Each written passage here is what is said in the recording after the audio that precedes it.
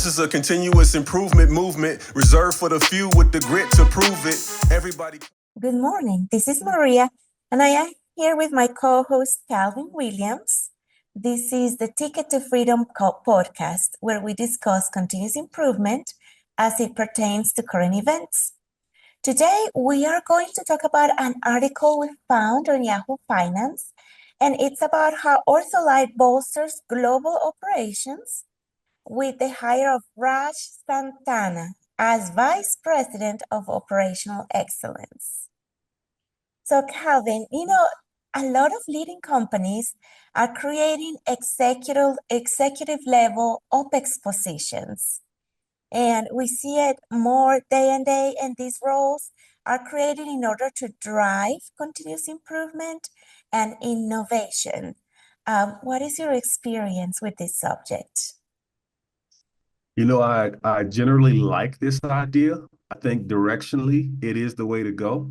You need to, if you're trying to create a true Kaizen culture, that is continuous improvement, everybody, every day, you really need to have roles at the top that have this CI mindset, right? Because I would say continuous improvement, operational excellence is a trickle down mindset thing, right? It's not a trickle up thing, right? And by creating sponsorship at the executive level for continuous improvement and operational excellence, you're giving a permission structure or a power structure where you're not just going to the most powerless people in the company, the folks that's on the bottom of the pyramid, and saying, hey, you guys take all the risks associated with continuous improvement. And if it doesn't go well, it's maybe not going to go so well for you, right? You go to the most powerless people and then, put all the risk on them. So, but when you do have sponsorship at the executive leadership level, you have people at the table having those very critical, business critical conversations that allows them to insert that OpEx mindset into those key decisions, right? And I'll give you an example. I once worked with a company that was in contract renegotiation with a key client, and during these negotiations, the client was asking for cost savings. They were saying, hey, give us 10%, give us 15%, right? We need to cut costs. We have other priorities. We need to redeploy our cash in other ways. And, we had an opportunity to place our service at in such a way that would have created a true OpEx culture internally and in partnership with the client, right? Instead of saying, hey, it's going to give you, a 10% cost savings. What the way you can approach that negotiation is by saying, hey, let's drive some together, right, collaboratively, and let's do a gain share on those improvements, right? So what that does is it gives the client some skin in the game to partner with us and collaborate with us on driving true operational excellence, even internally through the organization of which I was a part of. So just an example of why it's so important that even at the highest levels in the company, you're bringing that CI, that OpEx mindset to the table, because you can build engagement structures throughout that make that incentivize continuous improvement. Yes. So do you think that creating executive level roles for OpEx, it's an effective strategy, or what else do you have to consider in order to be able to make OpEx as successful, successful at the core of the company? I think it's a million times more effective than just hiring a CI manager and checking the box, right? For those same reasons of needing that executive level sponsorship. Now, when I look at the Ortholite case, right, I see some good and I see some bad too, right? The good I see is, it sends a clear message to employees. It sends a message to leaders in the company. It sends a message to customers and the whole world that, this is a company that's taking operational excellence very serious, and we're willing to put our money where our mouth is, right? That's the good part. Now, A lot of companies use OpEx as a mask, right? And they're not really committed even if they hire somebody into a role, right? The bad part I see in this case is true OpEx needs to be driven through the natural chain of command, meaning from the top down through the natural reporting structure. Now, this individual that they hired into this role, my take is that the folks ultimately doing the value added work do not report into this person. Mm, And as such, this individual will need to influence through expertise, through personal relationships, through all the things, but they don't have the power to hire and fire all the way down to the value stream. So mhm, I would actually prefer to see this OpEx ownership being integrated into the natural chain of command from the CEO all the way down to the front lines. mhm. Yeah, I think that's one of the most important things. And, we have seen over and over again that when you do that, your results are just way more impressive when you involve Abs- the entire Absolutely. organization. I think this Ortholite case is very interesting because when we mentioned Ortholite this morning, I thought like, oh, I have heard that before. And it is because a lot of shoe companies promote their shoes as having Ortholite in them, those specialized insoles. So Hmm. they have taken innovation to the next level. Is so important to them that their name is part of very famous brands, like of their Right. branding. So they work together to get these shoes, sold. So Yeah, operational excellence it has to be one of your main goals, and that absolutely. shows, Yeah. right? And this is a company. I didn't know a whole lot about them. I maybe have heard of them, here and there, but didn't pay much attention. So in reading this article, I learned it's a large global company, 3,200 people. It's their product is in, I think the number was 600 million pairs of shoes right now. Yes, So 600 million, yeah. it's one of those companies that's maybe not so out front, right? A little bit behind the scenes, but they are everywhere, right? They've Mhm. fully infiltrated the shoe industry, right? Especially I Mhm. think athletic, more on the side of athletic shoes because it's like foam soles and those kind of things, Mhm. right? So Right, right. And they partnered like with like 550 different shoe companies, and they talk to each one to design the sole however they want it to. So they yeah, innovate together. So like so they the have a example you were giving earlier of partnering with your client to innovate, that's what they're doing right now. So why do absolutely. you think more companies don't do this?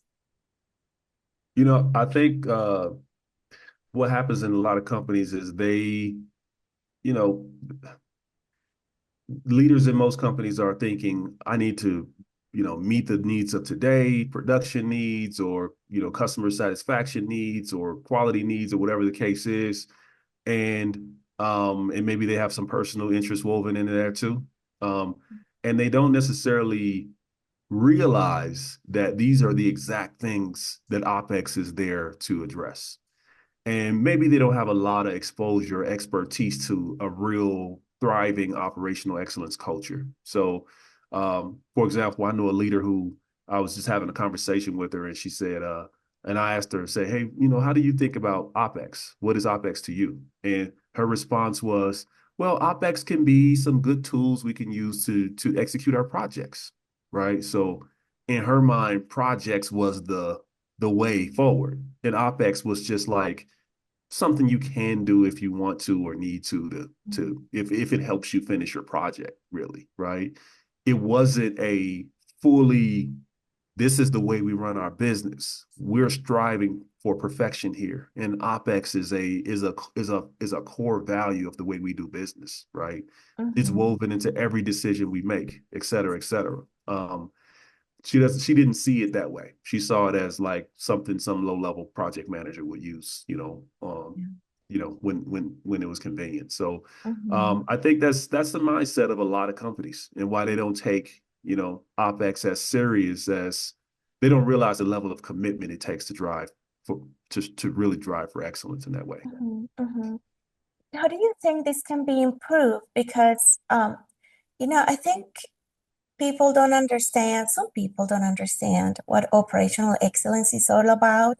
So in that case, that you talked to the leader and this was her opinion of operational excellence, how could you drive somebody like that towards more of, okay, this is our core values and how we run the business?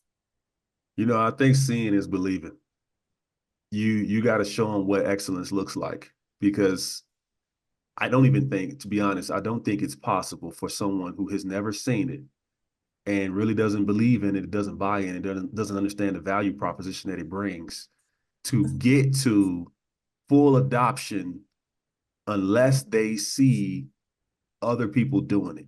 And they start to understand that their peers and their competitors are going a million miles per hour in this direction. And they see how far behind they are. I think comparison and competition is one of the greatest motivators of human behaviors and mindsets. So when they see what excellence looks like and they see their situation and realize that there is no comparison, right? They are so far behind, it's embarrassing almost. Then it's a reality check for them. To say, hey, I'm gonna come in, I'm gonna do some Kaizen events, I'm gonna do some projects, and then you're gonna be convinced on OpEx and sold and all these other things. You shouldn't even hire an OpEx person until you're already sold. You shouldn't bring in an Okay. OpEx person and then say, convince me that you should be here, right? That's you Right. should be already So convinced and what already would have an idea of be what you need that OpEx person to do before you even hire them. Mm-hmm. And what would be a good way, you think, to get to show that person what excellence looks like? Like, what are some avenues? Because if you are within a company and let's say you've been with the same company for 10 years, you haven't Mhm. seen any other, you haven't seen better. Like, I understand, like, when you maybe move jobs and see different things, you have more of an opportunity to see what good looks like. But what other avenues exist for people to see good in action?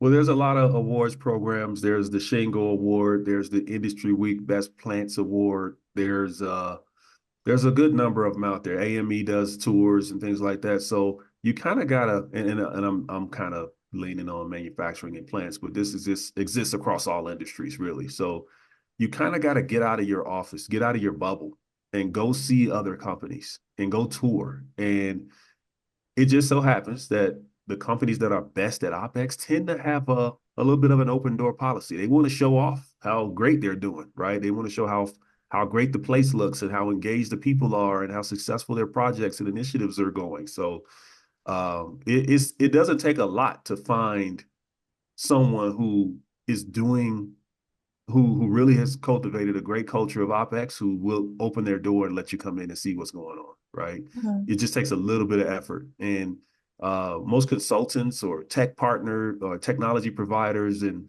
folks who are plugged in across companies that support companies within your industry, they know who the ballers are, right? They can tell you where you might be able to go and see what great really looks like, right? And kind of point you in a direction. It's just a matter of being curious enough to ask. Mm-hmm. Mm-hmm. Calvin, why don't we just close up with a good rundown of like what will be the ideal approach, just to have some idea of how to get started. And Yep. then obviously they have some other ideas of how to continue seeking this knowledge. So before I answer this, let me just make a point. Yeah. I encourage any level of exposure to OpEx, right? If it's just hire a low level, engineer or manager or director or VP, even, I would say a step in the right direction is still a step in the right direction, right? It's better than standing still and not moving forward at all, right? You can still impact people, make progress, get results, expose people to what excellence looks like in your own special way, right? But I would say the ideal, though, is that OpEx is driven from the CEO spot, and maybe even better from the board of directors for them to be looking for OpEx when they look to backfill a CEO or some other super important or super critical executive level roles, right? And the reason I say that is that, OpEx mindset, again, is a trickle down concept. It's a trickle down. It doesn't trickle up, right? Mm-hmm.